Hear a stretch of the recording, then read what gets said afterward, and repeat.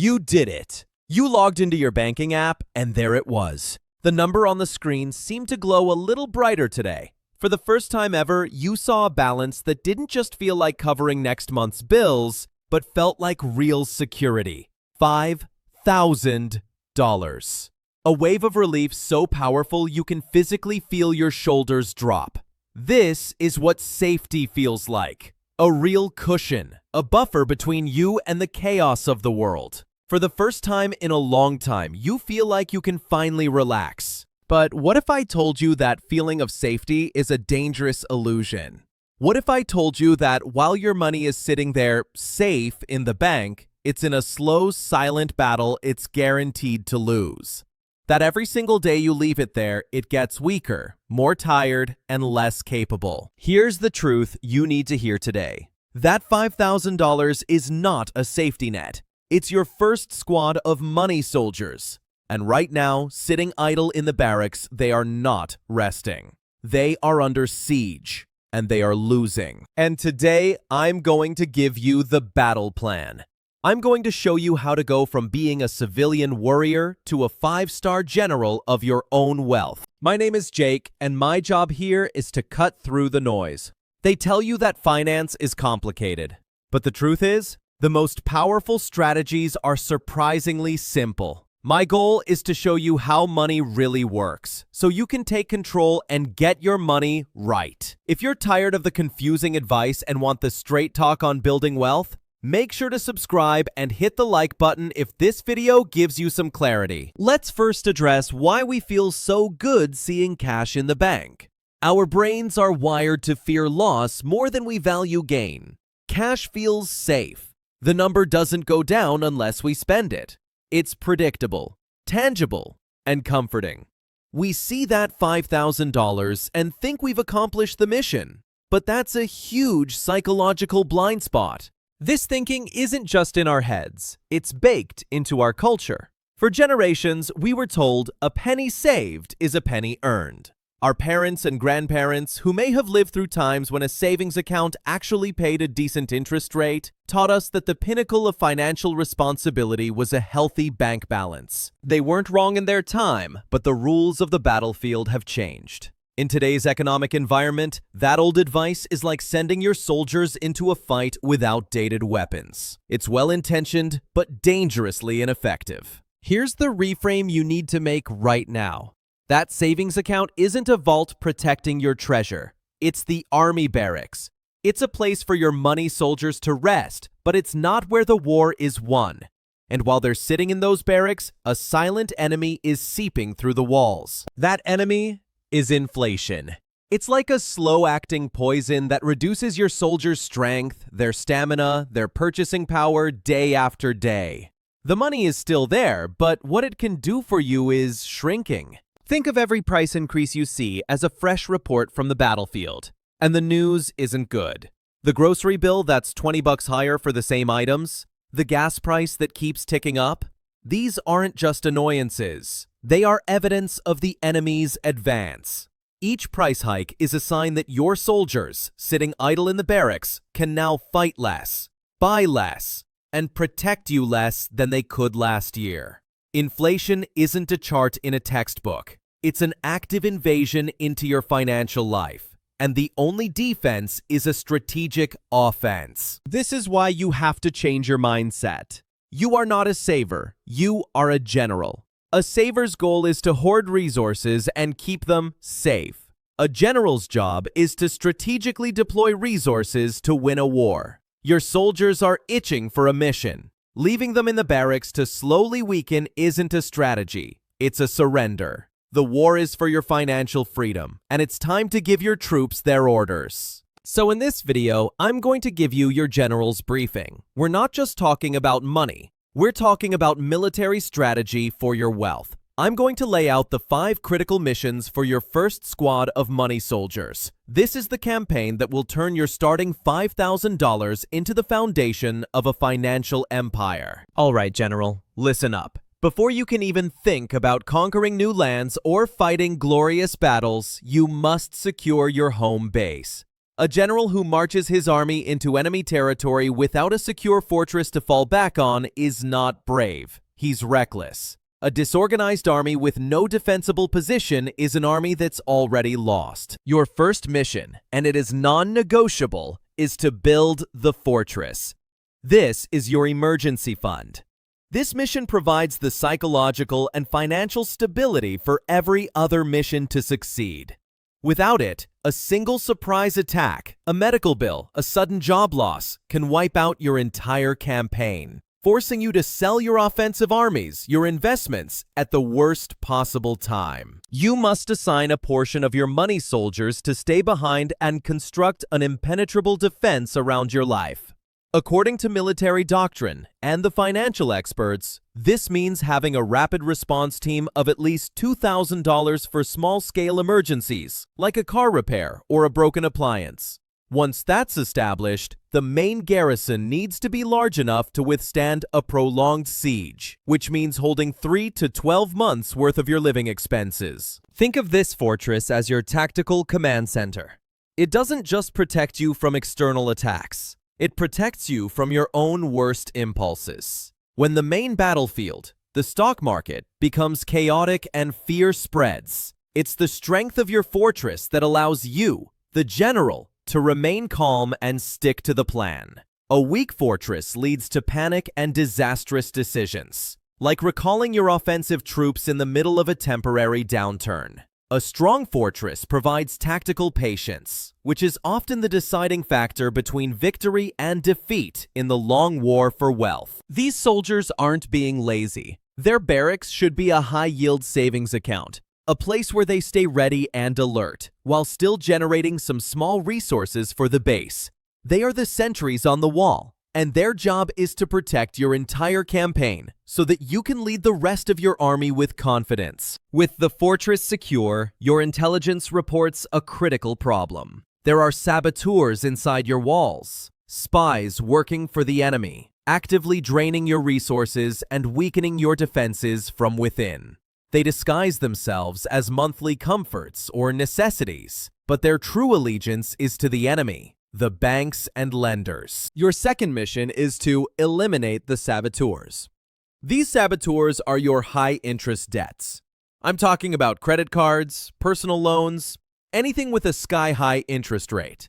While your investments might be fighting to gain you 10% on the battlefield, these saboteurs are burning 20%, 40%, even 60% of your supplies back at base.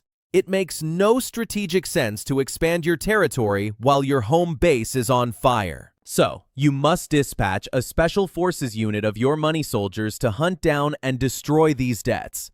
Think about the math of this battle. Paying off a debt with 50% interest is the same as achieving a guaranteed, risk-free 50% return on the battlefield. There is no investment on Earth that can promise that. But this mission is not a one-time fight. The enemy is persistent and will always try to sneak new saboteurs into your camp. These new spies will come disguised as tempting offers. 0% financing for 12 months. Buy now, pay later. Or the allure of a flashy new car you don't need. As the general, you must remain vigilant. Your ongoing directive must be to maintain a no-saboteur policy. Every dollar you don't commit to financing unnecessary things is a dollar that can be deployed as a soldier on the front lines, fighting for your freedom. Now that the fortress is secure and the saboteurs have been dealt with, it's time to go on the offensive. A general who only defends will eventually be overrun.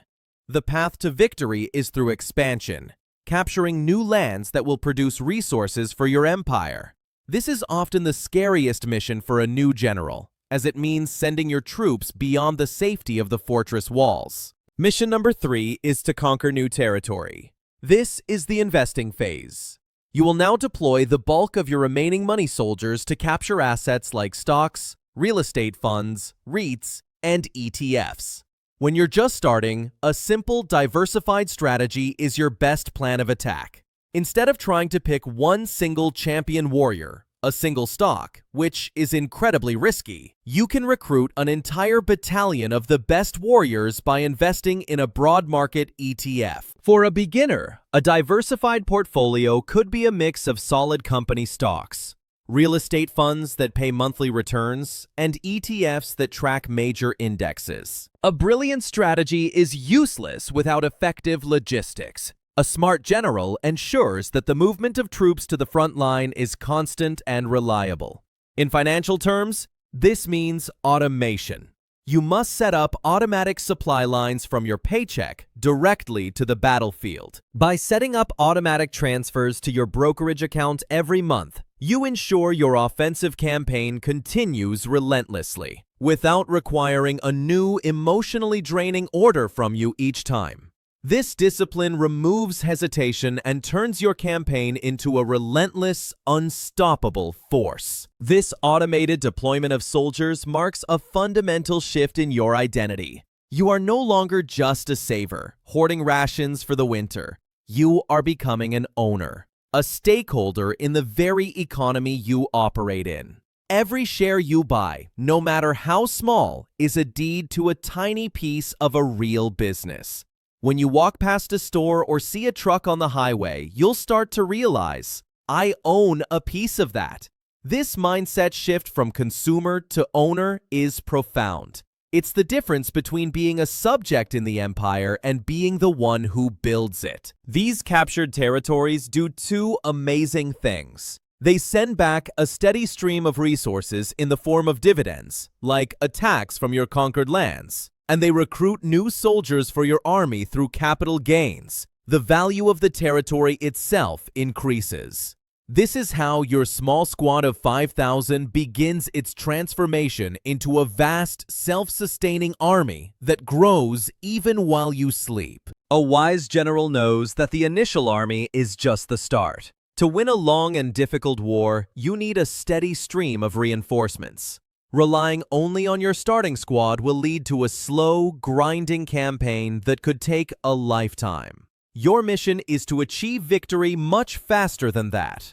Your fourth mission is to call for reinforcements. This means increasing your income so you can swell the ranks of your money soldiers. Your day job is your main recruitment center, but it doesn't have to be your only one. You can open new recruitment outposts through side hustles, online sales, or providing services in your free time. You can also think like a true strategist and invest in physical assets that become automated recruitment centers. For example, some people buy simple equipment like a cotton candy machine to rent out for parties, or a cement mixer for small construction projects. These assets, once paid off, send new soldiers to the front line with very little active involvement from you. Don't forget to maximize your primary recruitment center, your career. This is where Mission 1 directly empowers Mission 4. Remember that fortress you built? It gives you the strategic confidence to be bold. You can now negotiate your salary with more leverage, pursue promotions more aggressively, or even switch to a higher-paying company because you are not operating from a place of desperation.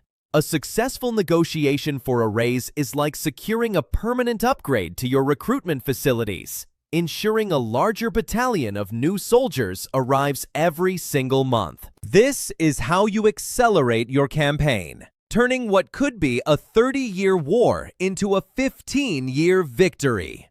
The more troops you can bring in, the faster you can overwhelm the enemy and conquer your objective of financial freedom. Finally, General, you've built a fortress. You've eliminated the traitors. You've conquered new territory and established supply lines for reinforcements. Your empire is growing. The final mission is one that never truly ends. You must fortify your empire. Winning territory is one thing. Holding it is another. This mission is about implementing smart, defensive strategies to protect what you've built.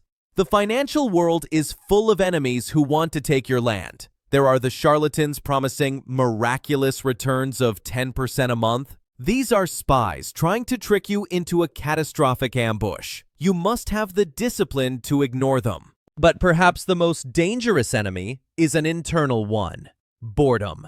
The war for financial freedom is not a series of thrilling Hollywood battles. It is a long, slow campaign of sieges and supply lines. The greatest risk is often the general's own desire for action, which leads to reckless charges and bad decisions. Part of this long-term defense is conducting periodic strategic reviews. A wise general doesn't just set a battle plan and ignore the changing landscape for 30 years. At least once a year, you must review your territories. Some will have grown dramatically, concentrating your forces too heavily in one area. Others might have shrunk. Your mission here is tactical rebalancing, taking some profits from your most successful campaigns and redeploying those veteran soldiers to reinforce weaker positions. This disciplined process ensures your empire remains diversified and resilient against any single point of failure. Ultimately, what is the purpose of this empire? A general who conquers for the sake of conquering is a tyrant. A general who builds an empire to establish peace, security, and freedom is a hero. Your growing wealth isn't just an abstract number. It's the foundation of a realm where you make the rules. It's the freedom to choose your work, to spend your time with loved ones, and to live a life aligned with your values, not just your economic necessities. This is your legacy as a general, to build a lasting peace for yourself and those you care about. You must also protect your most valuable asset, yourself. Take care of your physical and mental health, because an empire is worthless if its ruler is too burned out to enjoy it. Defend your empire by staying the course, diversifying your territories, and trusting the battle plan. So in the end, it's a profound mindset shift. You are not a saver passively watching your money. You are a general. Your job is not to hide your soldiers in the barracks, but to lead them with courage and strategy. That $5,000 in your account is not a pillow to rest on. It's a weapon to be wielded in the fight for your own freedom. Now, this path isn't easy. It requires you to think like a strategist when everyone around you is thinking like a consumer. It requires discipline and patience. But the power to pick up that field manual and draw up your first battle plan is completely in your hands. The choice to become a general is entirely yours. And don't get hung up on the number. Whether you're starting with $5,000 or $500, the principles of this war are the same. The size of your initial army doesn't determine the outcome. The quality of its general does. The most important step isn't just having the money. It's the mindset shift that happens when you decide to lead. That decision is what turns a pile of cash into a disciplined army, ready for its first mission. The reward for this difficult campaign is not just money. It's a life lived on your own terms. It's the quiet confidence of knowing you have a fortress that can withstand any storm. It's the freedom to wake up and know your time is your own, because your empire is working for you. This is the victory that awaits a great general. The alternative is a lifetime of what-ifs, a quiet regret for the battles never fought and the freedom never won. Decades from now, you'll either be standing on the ramparts of the empire you built or wondering why you never left the barracks. Your future self is hoping you lead them to victory. Your future self is counting on the decisions you make right now. If this video gave you some clarity on your own financial journey, prove it to your future self by hitting that subscribe button. And if you're ready to learn the specific strokes to get you to that first 10K even faster, check out my video on the 5 spending habits that are secretly keeping you broke. I'll see you in the next one. Get your money right.